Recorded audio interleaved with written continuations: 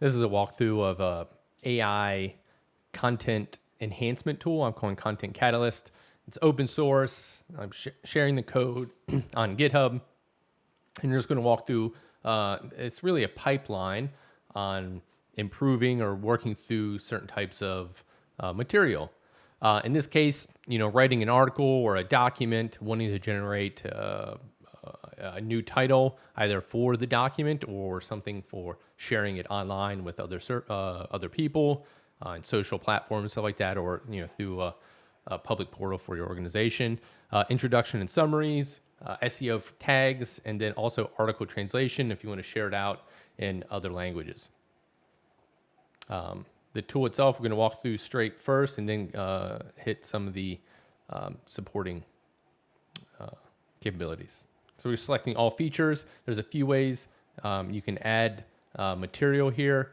You can provide your own and paste it in here. You can upload files. And then any previously uploaded files, you can select them. Everything's added into a Cosmos database, so you can search through it and select it here. We're going to select something I've already used here. And then you have the options here on modifying the titles, some style, tone, as well as keywords, anything you want to make sure you're adding to the title, introduction length, including a summary of the article itself, and then tone to that, and then the number of tags.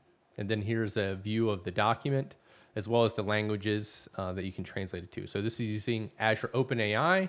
It's also using Azure Translator. So we'll translate this into Spanish. And then select Generate. Right now it's making the calls. Each one of those functions are its own call to Azure OpenAI, along with a system prompt and stuff like that. So here's the content of the article that we selected, some titles, introduction and summary. You can copy each one of these pieces separately if you want to use them. Tags, and then the translation of the article. And this can be as many as you select, and you can copy it however you'd like to get it out of here.